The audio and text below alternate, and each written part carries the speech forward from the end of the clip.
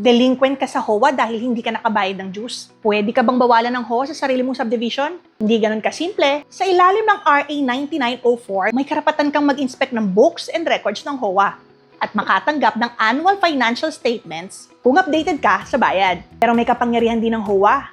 Kung delinquent ka, pwede silang magpataw ng sanctions, alinsunod sa kanilang bylaws. Pero kailangan ding sundin ng due process sa pagpataw ng administrative sanctions. At dito naging napakahalaga ang isang 2026 Supreme Court decision. Nilinaw ng korte, pwedeng bawasan o hinto ang basic community services and facilities ng delinquent member kung may basihan sa bylaws. Pero may isang bagay na hindi na pwedeng bawiin. Ang karapatan mong gumamit ng common areas gaya ng subdivision roads. Kaya kung pati paggamit mo ng subdivision roads, pinagbabawal dahil lang sa unpaid dues, may legal limit ang kapangyarihan ng HOA.